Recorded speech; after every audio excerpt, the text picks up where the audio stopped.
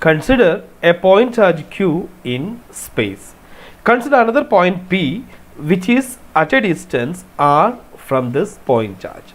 The potential at the point P due to the point charge Q is 1 by 4 pi epsilon 0 Q divided by R. Now we can imagine a spherical surface with Q as center and R as radius, that is the distance QP as radius. Consider the potential at this particular point on this spherical surface. That will be also equal to 1 by 4 pi epsilon 0 Q by R. And that is true for all other points on the surface of this sphere. Or we can conclude that all the points on the surface of this sphere are at the same potential. Or all these points will have equal potential. Such a surface is known as an equipotential surface. Now let us see what are the properties of such an equipotential surface. As we know, an equipotential surface is a surface in which the electric potential at all points on it will be the same. So observe this figure. So this is an isolated positive charge, and this one another isolated negative charge, and these straight lines represent the electric field lines around this positive charge, and this blue lines represent the electric field lines around this negative charge. So when they are separated at a large distance. Now this concentric spherical surfaces around this positive charge are equipotential surfaces. So for an isolated charge, equipotential surfaces are in the shape of spheres. Now let us consider the case of an electric dipole.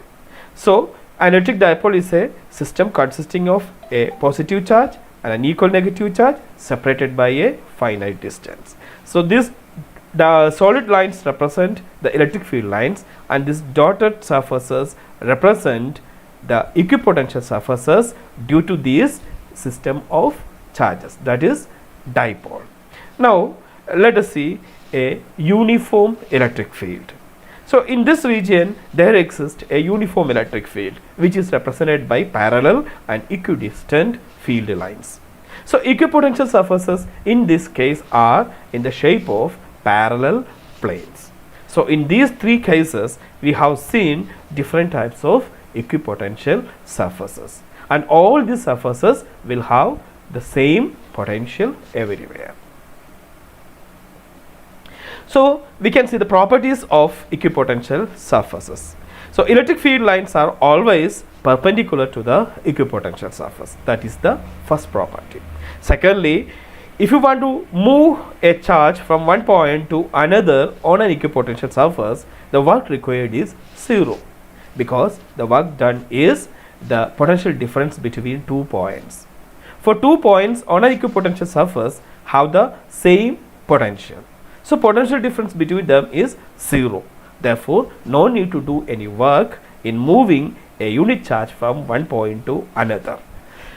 The equipotential surface due to a point charge is concentric spheres, and due to a uniform electric field are planes normal to the electric field.